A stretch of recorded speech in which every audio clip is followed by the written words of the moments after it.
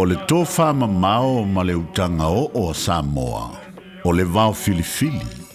O le ngasu e whainga tā o nā saina. O le ia I vivia e au ngata.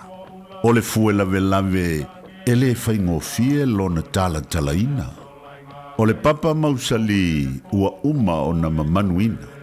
O le nei polo kalame a le radio Samoa ua whaingoa ina o le Vaofilifili. O se wha manatu. O se whangufangu o anga nuu maanga I whanua a wale fuanga lalovawa. A o si olo pito waa le tantou polo kalame le au wha fongae ia mau le to vae a wae tau fi ese le atunu. Ia manuia lau wha sausaunga I le nei po.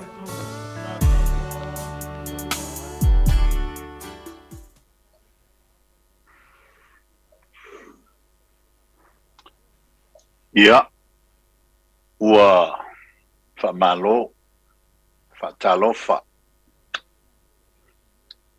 manatue, whamai upu le tunu ue tu mumusu le ulfanua mamale tu ua le aitu le iloa. Pe aula esea le fusa o le mangalafu.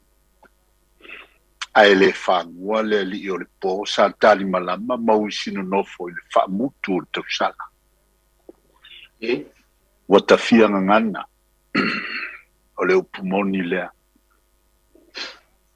Ae manatu se ia ufali wane se ia tatilo fia le ala sopo. Pena uia le antalua. Awan foi. Pe tatasi pe talua. E ai lava mea te tau o na tātou wasi asimo mua. Ia me lea lau whaafonga sa moa le ne e fiapi. Ia, punga mai alo ao se ta ia I tātou le talo. I le soafa o le tama ma le alo ma le ngangpa ia. Amen. Ua whai ma mea fia I mantou tama I le aso ma le aso. So longa le leo leo lama mantou te fia. Ia pe lape la pea fo I leo langa tama mantou te taunga whai pea. E ala I lo mātou whātua mātou te talia ma le fia. Ala lea. E awa I lava ina mātou whafo I le vi inga ma le whane tanga I ante. O e tamai le ni aso. Ona o le mātango fie ma le la le lei o le ngaluenga fuafoa o le soifuanga ma lona si o manga. Po fea lama o tafa o le lalulangi o lo mātou iai. Ua whai lava lea mo mātou. E pati ai le vi inga ma le whaafitai. Whaafitai tele tamā mo le whaafia ina o Samoa. So se tawhai fia o le lalulangi. O lo o maua mai le nei poro kalame ma malama mai la mātou ngana. Wa o la mātou whaasino manga lea. Whaafitai mo le tamao ainga. Lau pule whasoa o lo whasoa I o mātou ainga I le aso ma le aso. Le nganta o le tamao ainga o le tupe. A o le tamao ainga o mawhauwhaunga.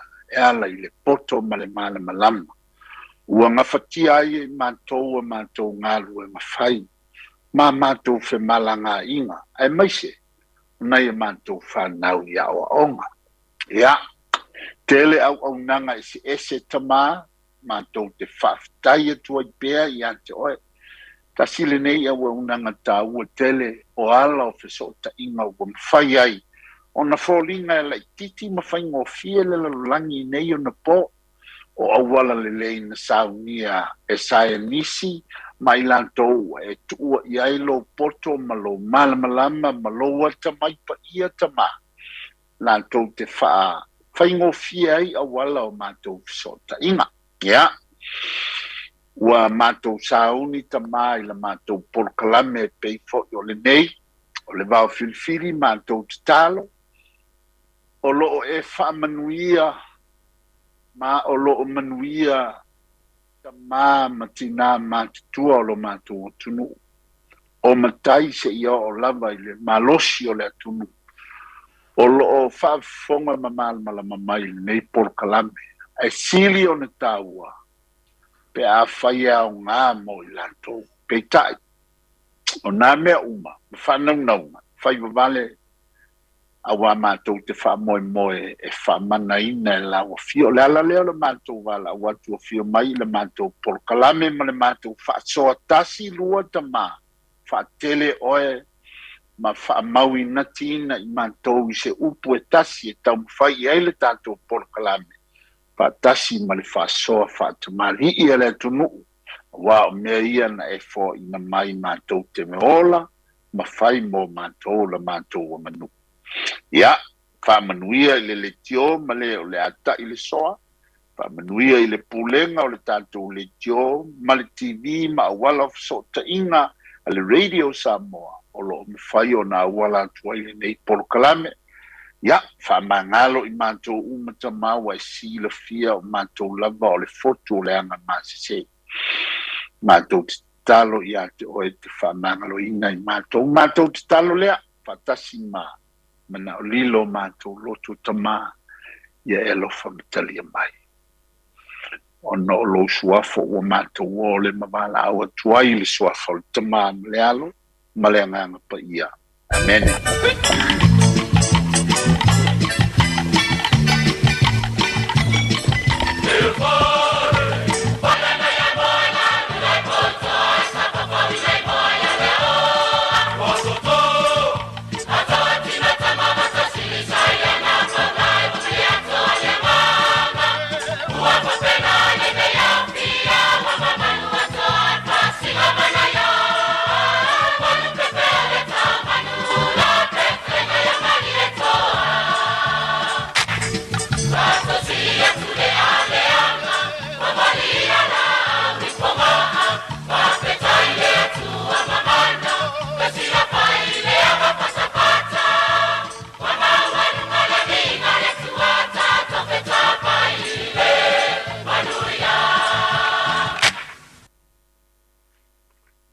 Aftai, sa le fua fo I lo mātou whaiatu. Wa le upu ale tunu, ia, ele siri mo ai matang. Ia I foli telu tonunga, ia, o lele ua, ia fiafi whape nei ele to e nono o tautala whatama, ia I langa whaingata ua. Tangata atua le vao, ia, wa no foia wa a fio wa ainati sa no foia tia mapu pue pa ia fata fa Samoa ia I tama maulatu ainga malatu tam malu I lo songa tu mua mapule tu au malatu ainga le taima le vao fonti ia sua ma le vai whanua fo mai tu langi sa ole misa leo mua ma le lau niu misailu Hio lau ngā mtasi tamal munu tele me to o whale ula o pa ia nā Samoa mai manua se ia pa ia whale alupo. Ia, nunu atu. Te ia ulili wane whaingata o lele o malu le fatua I le tampo ingsa I feoi o le aufa o le tala le lei. Wale a fio li tua insa. Suo whawhenga inga taulangi maulatu whale tua. O whawhenga inga tofi o auna tofi a le tua. So se fata whaita langa lava o e tā puai le tua moni. Mātou te whatal fatu. Malo le whawhale le madu. Ono le ngā ruenga pa ia le tua. Malo I lau tau whasaunga. Ya, se ili si siapo a wale tua malonu fina malo. Wale on siapo mo le manava malalo nei. A le siapo mo le langi o le mea sili lena ta ua. O lautou ngā luenga. O lo so o atuai I mātou nei male langi. O no le ngā luenga. Pa ia mātou fatal fatu. Malo le faititalo. Malo le tāpua. Ya, talo fa Samoa. Alo mai o le tātou polo kalame. Fo ili nei o le Vaofilifili. Ulos po o kaule mai ka o fo ka ko por kala mengi no ia ai o te fa malulu atu lavai ile pa ia masanio pa anga to tino le tanto por kala me lo va filfili ia Se ua mai fo i Australia ma ngai fo i Australia ia mala ko faina. E pe i kau fa ko singa fo ia la ko ngaluenga mala ko ia pe i ua fa penga. Wo si fa mo mea e kalesia mangu o lai fa kali mai. I kau sua nuku pe fa ia mea mele fa malu luan tuai. Kau le mau se ava noa e. A lea ua mau le nei e fiafi le lau. Ia, se o ka fia o ka koeva mai lunga o le kako polkalame o le Vaofilifili. Ia, ka kasi mal ko inga le kama vo i fai le la faatufunganga io o le faatufunganga kasi a Samoa a sale aula ya leo kako fa kasi mako lango sua ya mai sele tai o le sopa fe mai mal fionga ya taito le ne fiafi fa te kele fatal fat ya kalo fa ali lo spom le vau alori soifo muia vai ser o le boca ko kele fe lo e mafua ia me uma ia on ngole loto nuvo loto ainga loto not ne malo kawaka alo yo faiva sa e ngadue ai o fa mo le kalesia se taimi muri ia o nga talai le fa se o kalpo o wasia to ma tanga ale o que lo aku vai ane va fonga mo sa bo ko mo ngel so ka inga mo le talai nga ya sale au lo Pais fare tonu le titi o le afo landa internet. E kama mafuanga na ai se yo staimi o na o so ta ile e pen fai o so ta email. Ta fai fo yo fa fonga mai le vao fa mo boli. E fai na vili mai tanto le tio ma o le ava no e. Ta fa pe o fare tonu le. Ya malo so ifo.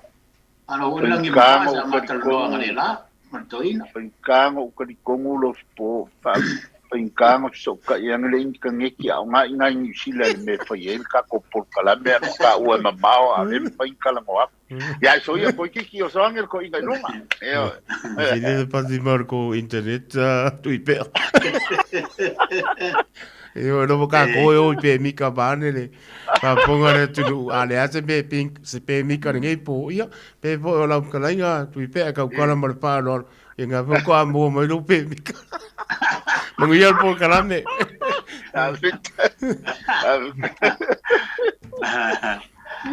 malo le so karo vo iri no fio un ko blangi ai alo va tu malo ka kai malo vo mo fa tato po kalame pe alo so po mria malo folau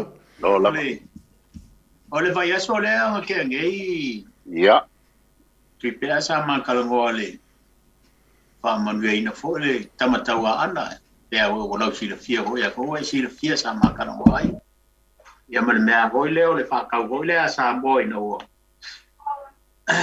pe o ni kamari il fatawa ale tubu ya sama ko kalango ai le ile vai aso o vai atu ia ai ro i ko sem ta o kun fatera no ina wale so ya le o lava mai ya ai e ker kongo le nganga mar fa mo ku pe ya langa le asa o foi bo e o ya fa pe o le sa ku ko ngi fo yo mo fa mo yo ole fio anga mare kalesia como foi o ing me nga mare ta o se va fo le tuno e fa so ye ya langa o le va o se ngari wa ko ngi go masi ta ku le ko fe lo je va ene fa le tuno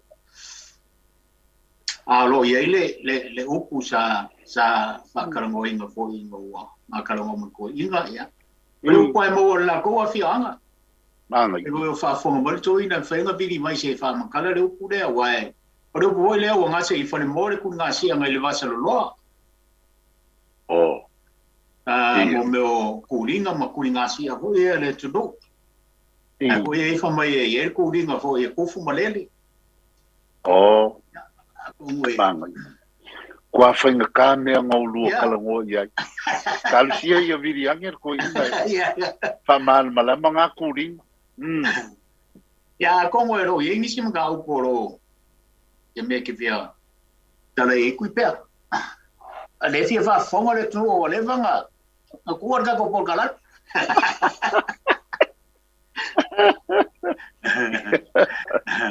ia o le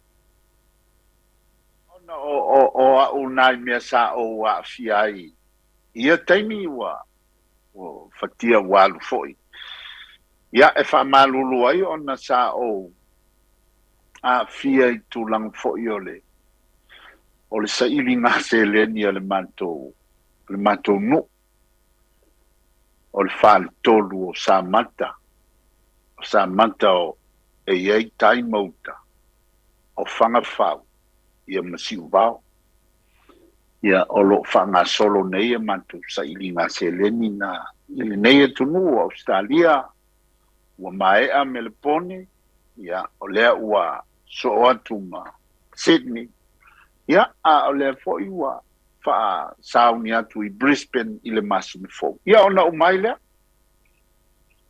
a o le vaenga o lo o maitawina o se vaenga lea o le nganu vaenga o le nganu sa o maitawina e tāua tele nei foi mea wala ngai le alofia ia o lo tanto faia lof po o taito o maua mai au fa mo ia fa malulu atu se o le fai ma kel fongi mai e tanga o le fai le polkala no fa ko o le vidi mai se o le fai polkala e ia le maenga na o mai tawina ya tau lava ia Samoa tato mene ta ua o sa ili ngā se leni awa o le tasi lea ngā nuu o lea ua tato whaia e tua i ai e tato wha moenga ia o tasi lea awala o whainga o sa ili ngā se leni whai mai le maua se tasi o toi ina whatonu sa awa i atu malana e kalesia i le manto sa ili ngā se leni sa whaisi e se le tā ua o le sa unoanga le ale toi ina whatonu sa mata ma whangawhau si uvao anau tau leo i lotu e le inisi o mai tau i le tau whamoe moe Yeah. o i lole moni o le upu lea i la ua ai. E uma le aso, na mata mai se furu li tae au, e tā le lima le fiafi foto a fai, o susua i ale au fai ngā luenga, ma le kalesia. Le aima se maui o le ona, na fai ele wha moe moe. I le ai tele i sini. Ai na ua sa noa le toi ina e whai u le aso. O la na upu lea, malo, paftai i lau tau whale tolu. Ta manta, o ngā whau msi wao, ta watu le mele e tasi, i sila mai. Ana o tau lelo lotu, e leo maintangata le tau tusina ingoa. Ewa. Ia o aso ni utanto malamalama. Vanga nā le tangata, e iai le anganga le nā, le anganga lotu whaasoa ma le anganga wae se longa e teanu i le lotu pai so stapo inga lava e maua i le anganga na e uia o isi tapo inga e poto e tali meo tupe ai whaali o lato manatui i mea ma musua i eo fai a o isi o te iloa e iai tapo inga na e le i tau fiofia lo lato ona e ielo la tova ainga lau tele i le anga nuu o le mea taua o le loto nuu o le va ai mai ale nuu la tapu i mai ma ainga po o ua luatu i le melea i le loto i fale na le mafitang ai o le loa o Samoa poto e ia i le saunoanga le ale whaifi auto ina fatonu ana auto leo ni loto tau tele vai tangata ia, e vai lea, ua pōa ono nofo tangata e tāpua i lau tau whamoe moe. Ia, ma sa atula la tau wale vale alofa, melea, tā ua tele, to angai lotu, ma o whamau popo awa, e te tangi mai, e tali mai a, o lanto wai e tali mai. ia a ole au ula vo le fale ia la ka ko ke vivesi aga ko ia la vai sa fa ia le population ula ele ai se nganga yo me ia ele fia lua tu lango ele fia lua tu foa o le isi o le mea o te vai o se anga nu o fa pa ia ina le tu ai nga foa o le anga nu foa I papel ia tatou te taua tatou nei o I lotu o le whainga taulanga.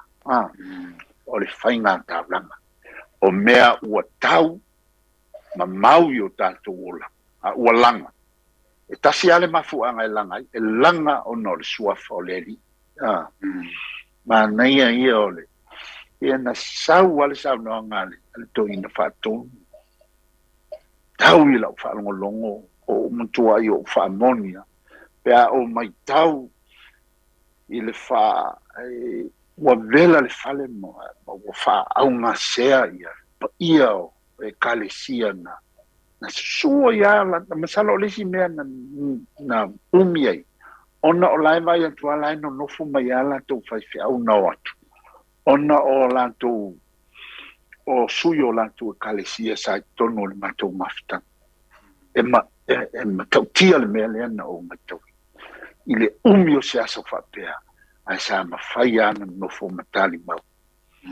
Ia, me pei o le tasi le vaenga a tonu e whaamatala e tātou I le tātou vaingfo. Ai, o se I lau ilo, o se anga nuu ua whaakeli si anoina.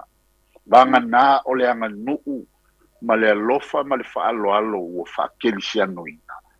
O na mawhai le ana na ausia se mea tele whapea. Ya, pe nei on tatou baba ai pelenga, mo me pelenga.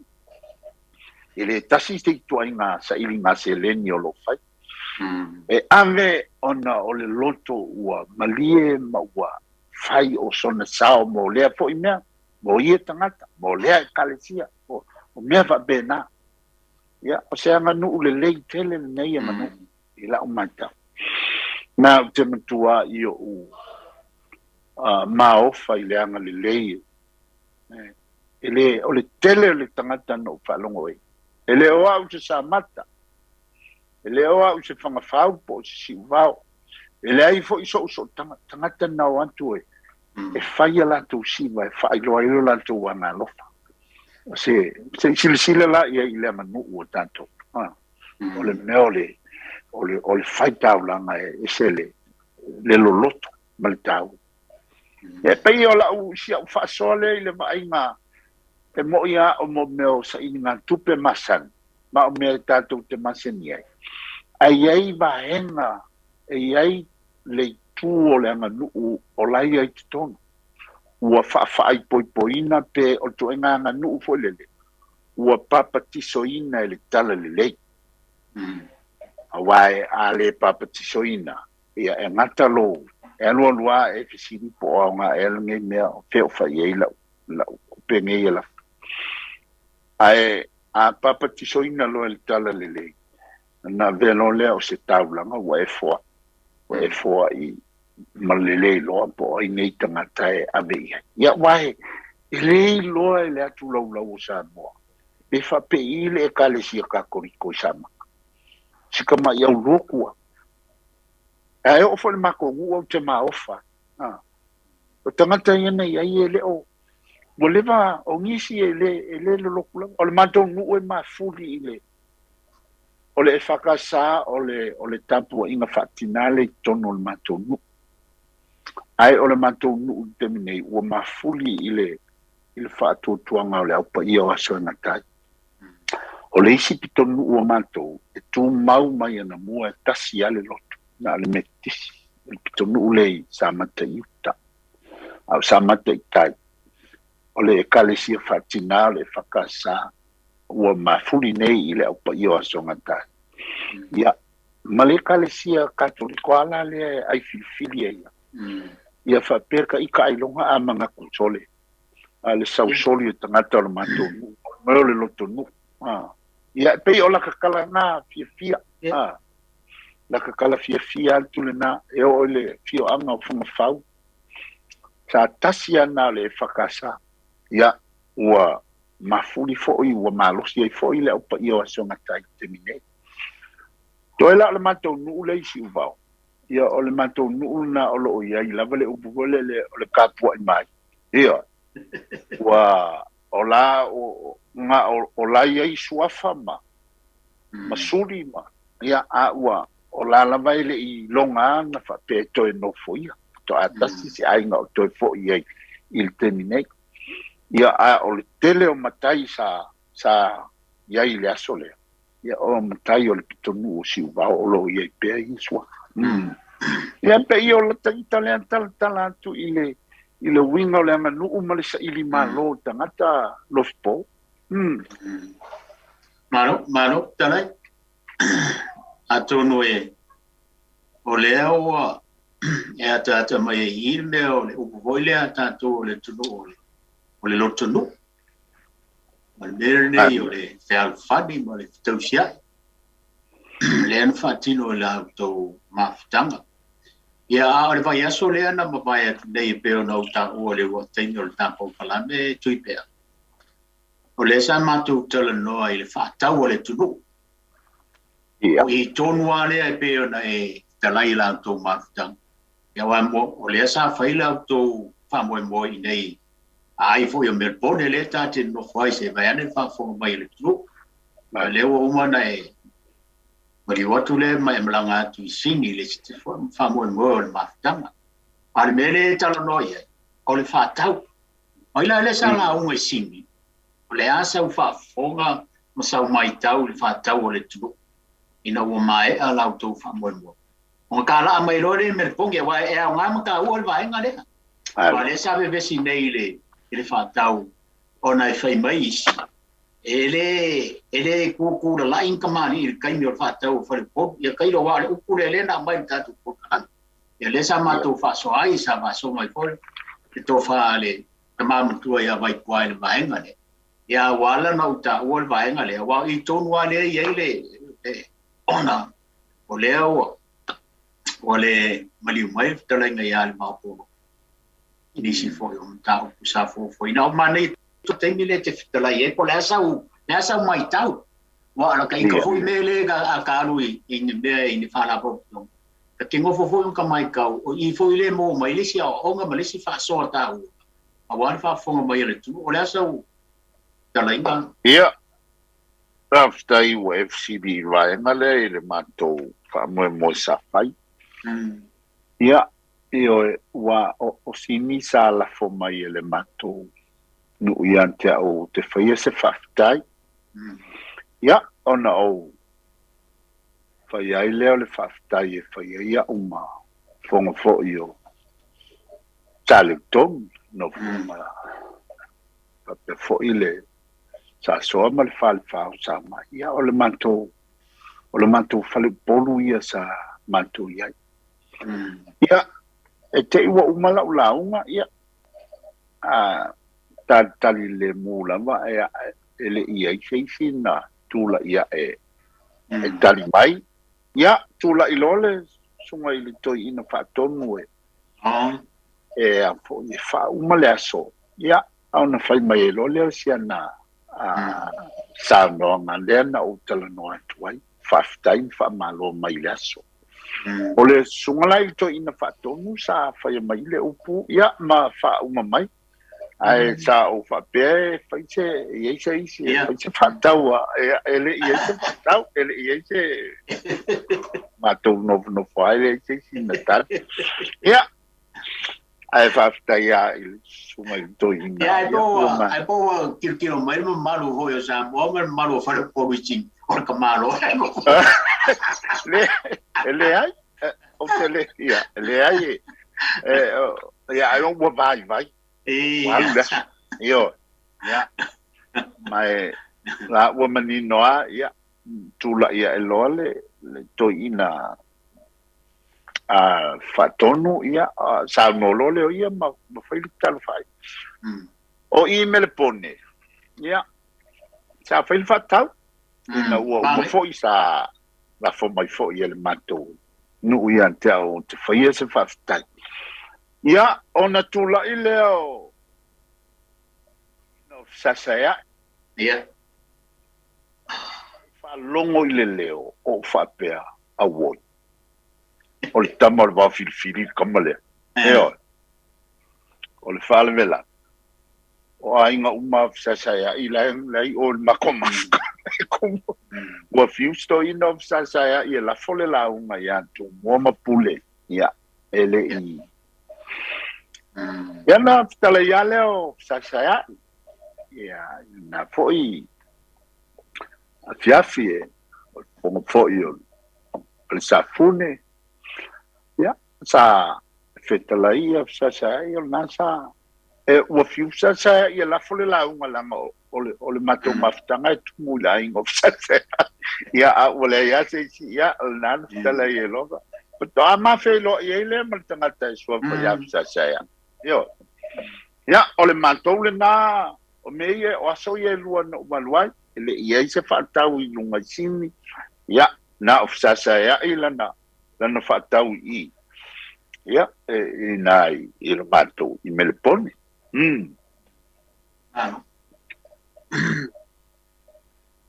Saloi Antonio ole upulea sama kalava foi maleto ingao ole va ole upulea o ngase i fale mole tuninga si ai le masolo loe fa pe ole kuninga ai a foi ole mango i fo ma sa paku nga ka ngu ngai me ka o fale mo ngai e me o la lai ko inga e le upule ole ya mana ya foi lun fa ngai mana ya foi pe o ngase i fale mo le tuninga si ai le masolo loe pe mai a ka ku ya ka kilo e fa ma fo pe ala so fin malo ku le pa fer fa mai no vale mangi wa fa ngo fi wa mapu wa ngase fa le mol tu ngasi a ale va so lo na ile va so lo ya waite mai ka u mai la e fa ngo fi nga mala le upu mala mai au mai mala ile upu ia na winga ma me o lo fa ya awa o te loa o le talale i le metasi e ai le isi upu e va pea e tuli le mango ua i foa e pei o le tala i le i a vai si ngano sai foa lunga ma foa lar o te loa o le upu aletas o le na famatale el to ina le tulinga le tas pa mai o le tulinga ale mango ua i fo ya mango fo o le mango o le marie le ya o fo o le ngonga o le vai ile mena i o le fioanga o upu e fai ai o famkalanga ko ya e fo ye olona faonga ina le na ia e pe i o se me fo lele ua ngase i aile ia se tapu ina ma le pe na e mai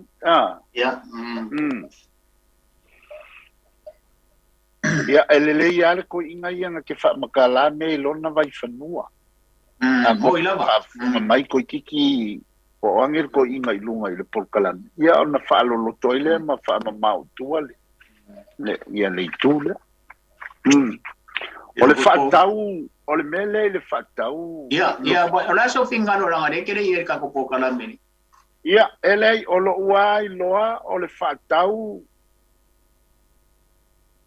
o le fesufia inga foi le va fa fale polu sa ili le lau ne va to ia o le mea masania o le mea ai o tamali ele fa pe fo ele o manatua fo yo tamali i lo te talo mai lantou te talo mai ile itulea e to li ile asu lo no winga ta pua ia le fale po ai la fo mai atonu ye se mafua anga te tau te tau e ona wa manatua i tamali e to li ile asu ya tate loa lava ele au matale fale polu le tule na E masangia e talo loa le tuatala pe talo mai tamali. Ia, e fai lava lo lantou finangano e lolo fo i fale upo. Ai fai tete fo i fale upo. Langa i ele tamali i e fiki puke vai atu le fa fonga le atu nu. E ele tamali i e o la ua iloa o i kamali i e ki el saula. Ai koe fie saula lo e se urupu. Ai le kupo le se ngā lupo i e fai e lantou e fai e le fai. Ai kele me ki e o ai koe manga o mai e se waku le lupo ai le wale le ilau. E ei tamali i wa pena. E le e mautinoa e wha malulua e whale upolu. Ai se a tupu se mea wa pena. A te talo lo tamali o lono ina e se mafua. Se mafua. Wa manatu ai tamali i a tonu e. Wa ma watu ya o le fito tonu e laso ya po le na sao noa mai. Ya o se tamali. Ya o se fai au e fa benale winga o ya o na mate ai lea mo mea lama o mate nga e fa bena. Le fa tau ia. O te iloa ele o se mea na e o ai ia. Ele o se awala na e o ai tamali. Ele o tonu se fa tau. O le whatau a ia o le sufinga whawhale polu e whai. O le whetu na i ngā muni ao whawhale polu. E le whetu na ia ni muni ao o le tala. O le tala ia o le tofa a mana o mawhina ngalo ai. Wa e le mawhai o na la aloa le launga le whale polu. A tasi le whatau o na tā pā lole o le tala. Wa uma le whaka. Ona tampa lole o le fale o le mutua tala au mai le tapo inga le lau nanga e o le tapo inga le lau o mane tua le lau le o le vaenga o le alofi o le alofi po le ava ali o le ava le ta ua iana mua o le lotu o Samoa. Pato au mai nei le tala lelei ma maua ni o tātou manatu mau ngā tupulanga ina ua tō ai le tala lelei. I fia foile i malaeolo mana whaanga whaleu mautu angiangi matangiu fia ngai maleata. Ia, sa leo polu manisi vaenga tō ai taunu mo. O tātou malamala mai loa ina i le tātou vāwhenga iai male tua mawhai loa le tāpua inga. Ai e mua atu, sa iai le ama. O le ama lea o le talitonunga o Samoa o lana o le ritual lea Samoa. O nuinga po le sauninga whale lotu lea Samoa. O le lao lea e masani a vatu le ama le tamali i e ava mua. O le tupu, o le atua foina o le nu. O le ipu le na te whaamanu na te au maia le whaamanu ianga whaamanuianga e manuia ai le nu e whaatali uma ia. O le ala fo ile na e lai ona soifua uma tangata pe a manuia mai le tamali. Ma au mai le na whaamanuianga. O le vaenga o le sauninga lotu lea o le ava ina i ona po le taua le atunu. O le ngā luenga whaausi taulanga. O le ngā luenga whaausi taulanga e whai e le tula whale. A waha o ia o le osi taulanga ale tupu lea po le tua lea po le tamali sili lea o le nu. O ia o le osi taulanga.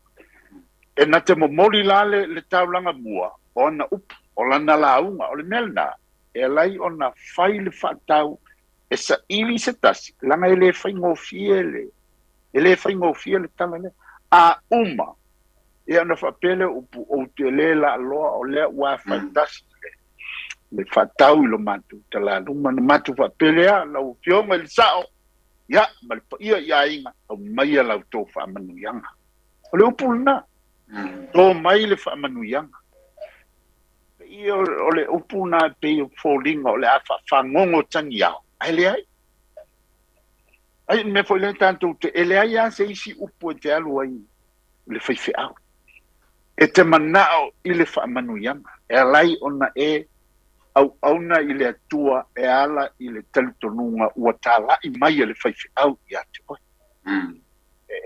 ole tātou tetonu, ole whaamanu ianga.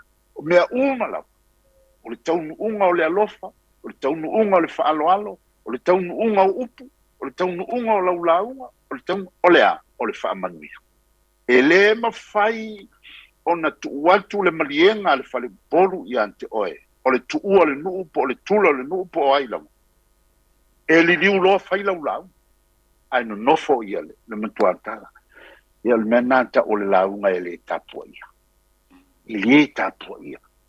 A o le launga e mai ia le whaamanuianga le matuatara. O le se senga la na o tu ia lua. E le e anu i lo tantonunga. Ia, tairo.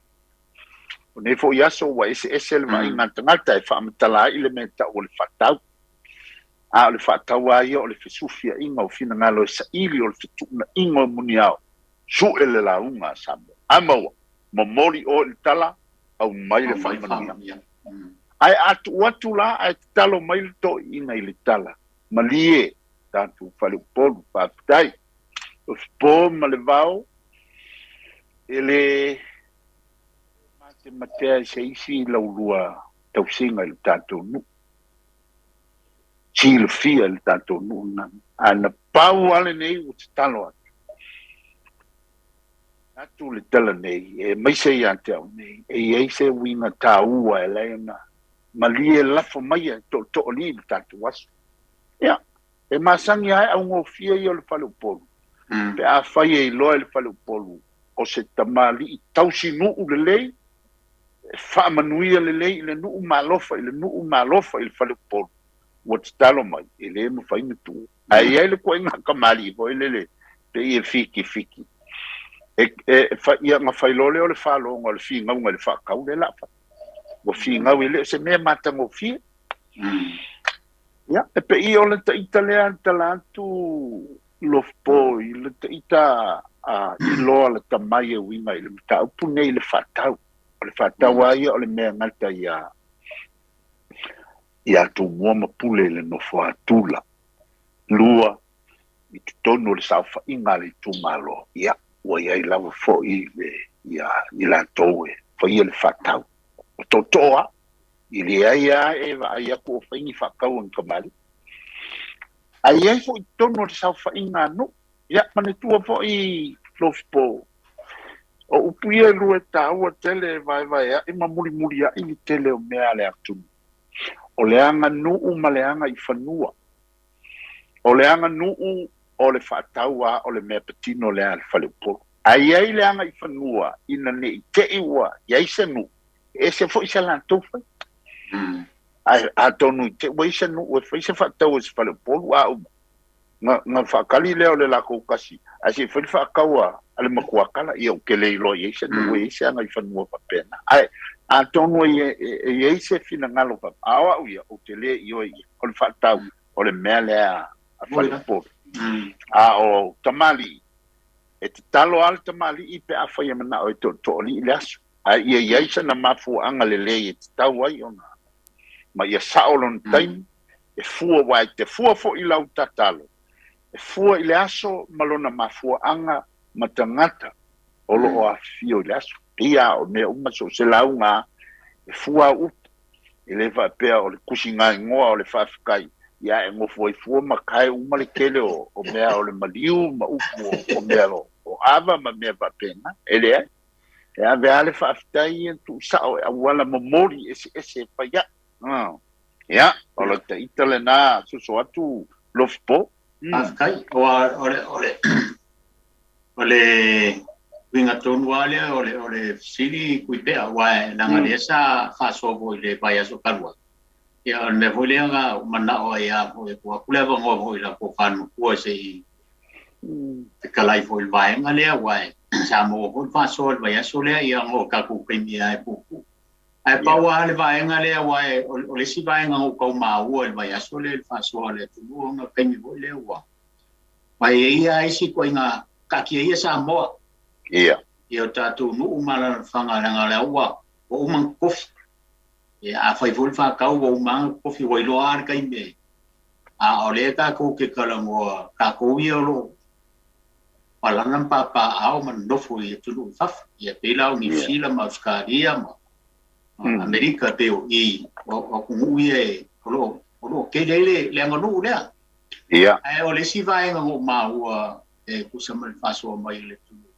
a fa pe nge o kai ko kamali ile au silfia kamali le o la fo le ai ngai e fa yen fa lo longa i kongwa le va venga pu kamali ia ai o le aso si le fia ba ngare awa e manga e foi arka ku kalkala ngom ka ku faso wa le fa pe fa ku ngua le Vaofilifili le tu ai o manga ku la e au mai ile tu ku mo ka ku kala por kamali le fa ye fa ro longo mang fa ye fa ro longo wa la ngala e ko ke ai ngai yo fa ma ku ngai kamali o ngai au tangi fa le ko mali ale wo ku le kalesia ia kai milola le o kulol fa po le fa fa ka o ila le vesia ia le fa pero ka mari o le sia langa tong ko ri ai lo wa ka ko nga si sa u si pele le fa ka o fa po la ia le fa ko fa po ai e la fa ku lo la fa mai ko ri langa la e si le fio le ko mai o ka mari ila e pe o ngai fikalai pe la ngai vai ngai o le fa do fisas ia ke al mela le ku mai o fa po ai o so ka e nunga ka mari fa mai ko ira fa fengo ira fa lo po ku ko ai e mari ai lo fikalai nga ple so lo pule la so lo pule el fa ta o fa lo po a mo skas ia nga fa pa mo ka ri ko mari pe o ngai vai ngai e wo ai mango wa le ke le ga ko kai mi wa ke lo ai nunga isla ko fa so wa le fa fo mele tu no le ka kala ngai vai ngai ka ko kala mi ka wa pa nga ke o ni mato ina ia ma nei lo po e ai mea e tau ona no foilo i ai tatou o le me mua e ai le me ta ua i le fa Samoa o le tula fale ali e tula fale toi ali ia e pela o se fataitaʻiga se itulou e ai le suafa o asiata o le tamali ai o le fale upolu fo so se mea la e ofi ai le sa o le toʻina ia e o le tasi lana vaega titilo ia o le mataupu e uiga i le faiga o le aso e le ai a masea ia tatou a le atunu e pulea le aiga ia po ai e faia le latu aso po o se fale upolu po o se tamali pule lava le aiga latou ia e lē faapea e faasaga faia i kamali ia o fogi fale upolu leai e pulea le aiga latou ia laga ia o latou ai ai le mafuaaga ma le malamalama e alai ona faaogā tamali e faia o isia e kalesia e o foʻi faapena e iai agai fale upolu ia ae a maua i le mea foʻi ia o le maʻia lea ua le maliligo-fie o le kapegapega ua e a foʻi e iai le isi koʻaiga e le ili e kapili mai a le ili o le kamali a kapili mai lava e velasia ma faalekogo ai le fale upolu ia e lea ia se kako mea mafai ma paula ae o le faatau ia pe fai mai e se tamaliʻi o le aiga le aso ae fai le faakau le fale upolu i loʻu a talitonuga e lē fuā i o sausi a fai ae masani a o le tula fale a o le kalesia e masani ona faia mea ma fai le latou o le aganuu alana i li faapea e tautulia e laga e iai me e taʻua e sagaʻi segaʻuna e mafai foʻi la ona tatalo se tamaliʻi o le kalesia i le latou falepolu ia alofa maia ae tou te silasilau ia o le fioga ia ai lae ia ae o le foʻu aʻu saugi ai ia ae afai ae lea o le a faalekogo ai fua le kalesia pe a fai me le kamaliʻi o ae kali e le falepolu e leai laga o le fai valofalima o le fitalai o le fitalai e le fai ona ua lea vaega o ke vaai aku le pei o kaufiokamai ai lofo kai ko ia le tatou atunu ia ua e valaau faamolemole faamaluulu aku o vanupe o lua ia na ua le faasoiluga tinā ia na kalofo le valaau O ia o ke koe whakaro whaku foi pa ia ma le whakarai isa ko se whangamaru mea fiafi.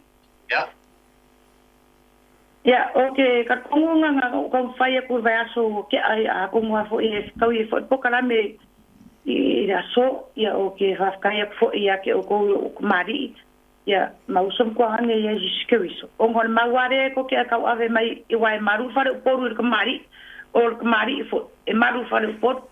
So, pore aran makua kumari e roa leia kanaka o ke o lera ke whako e rau na wafiong. E roa le whare uporu o lang ku whakumari e loa foi kamari i me usa wa o le faksa o o makai kumfongo e kumfongo foi lo kuangan e kumfongo foi anko a wa ko me e kamari i ma fare po okay lo le ulang o le singi a o ke falo alo e kama wa foi o kamari na e falo alo la ko sa ngau nela e ka o falo alo e kamari i fare po e le a manka o para kamari o ngai o fa sa o a kong ko o kumfongo ele ko po se lilo ia ko kara o ke mari a o ka ka makai whakamari o ke loa ku manga ma whakamari e loa le whara upo le kamari o kamari ifo ia wharoalo ia le wi o le wi ifo ia loa le wi kwa saulunga makai upo ia mal makai le kurafari so ele sidi kamari i kurafari meisi e sidi oe ia ke oe lava o lau kaukara malawang malaw fa maongi marawanga i fangua. Ia leka ka ua lo kako. Ia lala e fa vai umai supervisor nga tio me fa magalo umakako. A kamari e fa roalo kamari i fa ro e se kala i fa ro ai fa longo kamari. A vai e poila kamari o se. E fa longo kamari i fa se au. Le nga kapa se hipu. E kapa langa po e kapa la wi o le kadi o kama o le alo menanga pa ia. Ya kamuya ko Alo. Alo, vastai. Kamuya ko kama soy fu. Yeah. Right. I love you.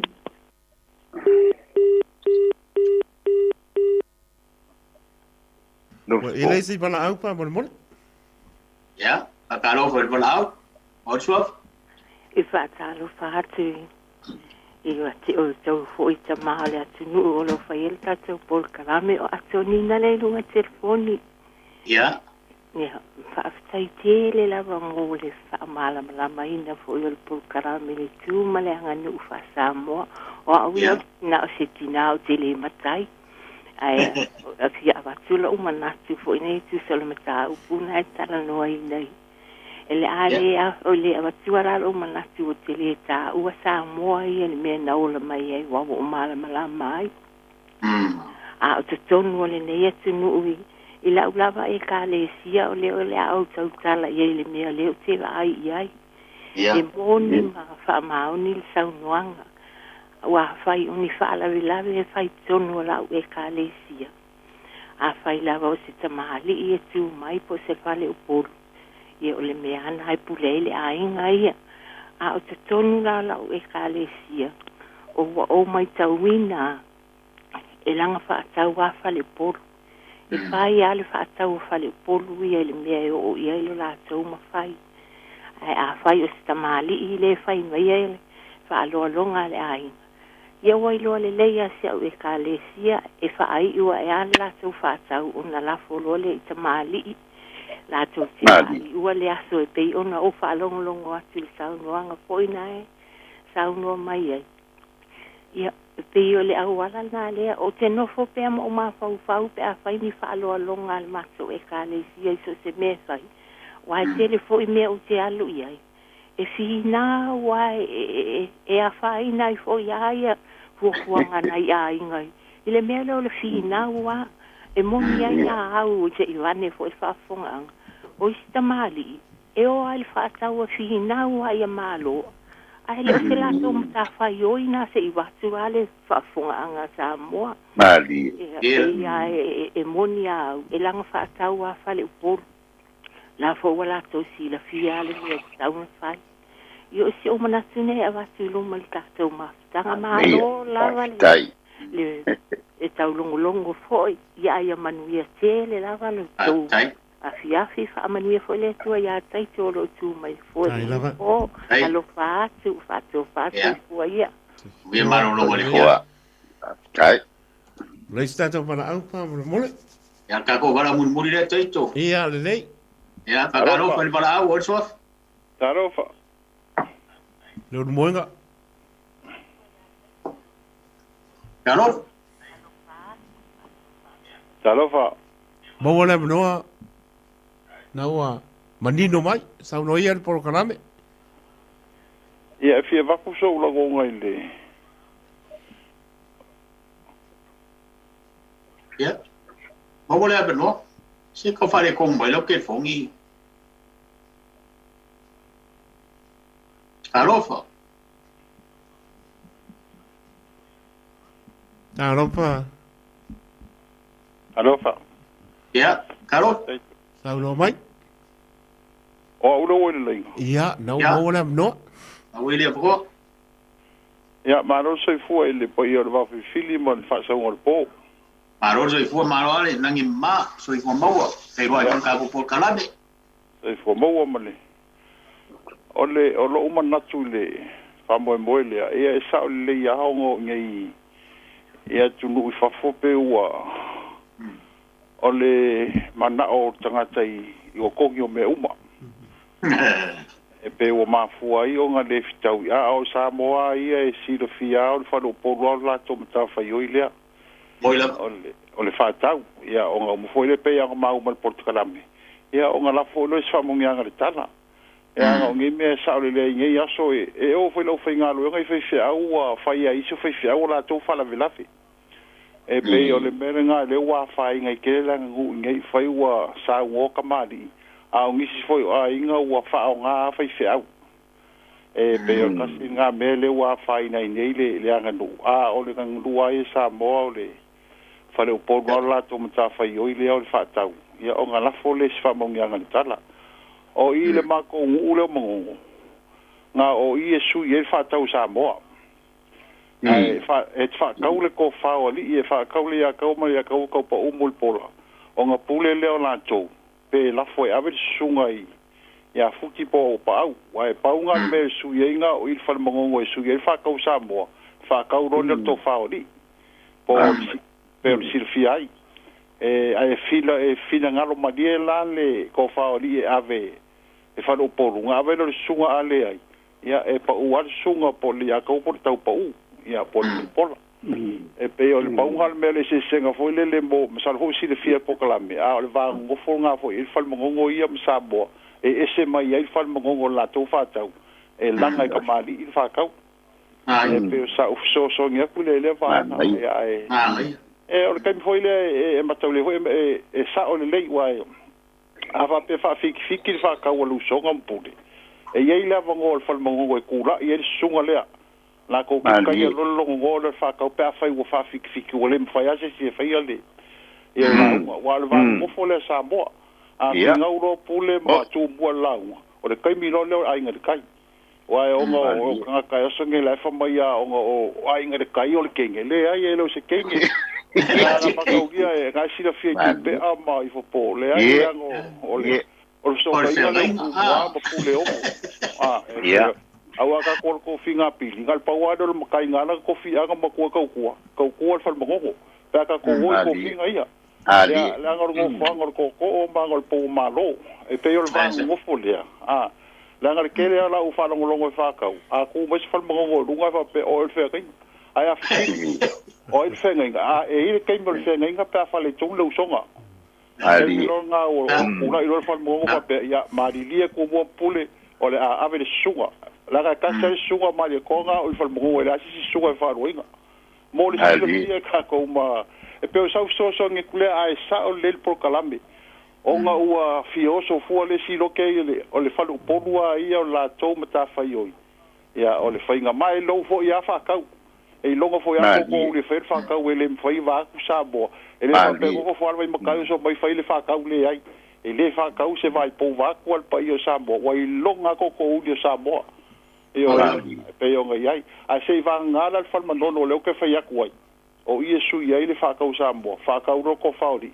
ia o ta pale pe pule la ko pe ave o pa o po fuki le su ale ia e sa u pa su ngai to fa e pe e o lau so nga ku le vai ngai po kalame ai oile sofa fa mal ba mo le ko fa pa ia oile sofa o tau pau o ka pau maro ka pau tai tau pau ai ka pau kai fa so mai ja aftai ja mangel po e ho maro no le fios tai fo ja tu pe ya langa wo ma ko ka kai mi fa ku no inga ka ko por kala vai le on mo lo kem le o ke fiu o fa vela ia a fai fo ma fa le ko inga le baonga ni pi ko na vea ko me pongi oi ma uji o le wo ko pa mo man ka por kala me wa ya ko le o sau ma go mo si kai mi re ai yo fa fo ba ile tu salo le ole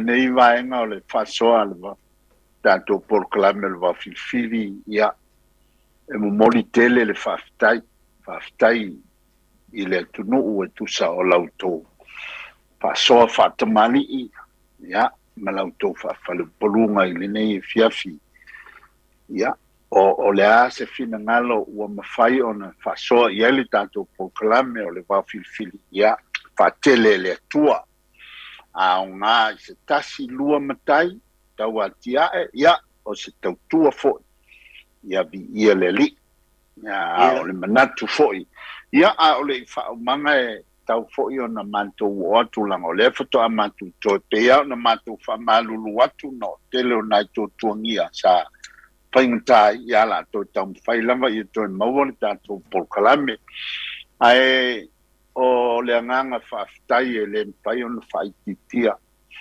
i le manto maftanga a si o manto nuu sa manta whangawhau si wao tono mele pone nei whapefo i le manto maftanga i sini New South Wales manto te momoli tele le whaftai e to whapopo i le paia ma le mamalu o sunga i whawhengaina sunga i to ina patonu a i Mount Druitt ia e whapefo i malwhatua e whapefo i le sunga e nā mosua malwhatua sa manto whatasi ai e maise o le paia ma le mamalu e kale sia fia sa manto whatasi e whapefo i le sunga ia isia manto taulanga le manto nuu mai whangawhau o lo ngalue i le kalesia metisi Sydney ia sa manto whatasi ai i le nā aso e momoli tele le whaftai whapefoi na whaftai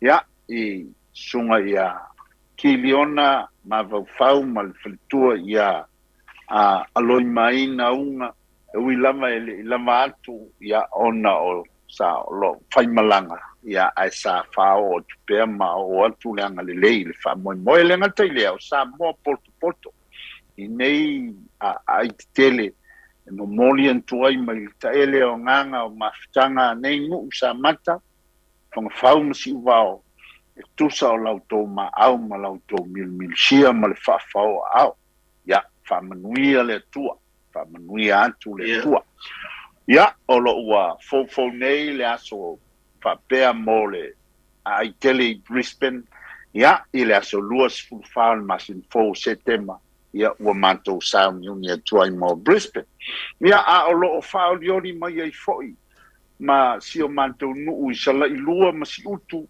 i lo lantou waso whapea i le masina o ke topa i le sulu lima ia o lo sauni ai foi mantou nuu o sala i lua ma si utu ia i lo lantou whamoe la valea whapea e whaia la lea i le ai tele sini i Australia a o le nea fiafi ia mantou te moli atu le whaftai ia ma mantou whapea atu tō wha soifua Samoa tātou toi wheiloa i le vai espo a soifua ia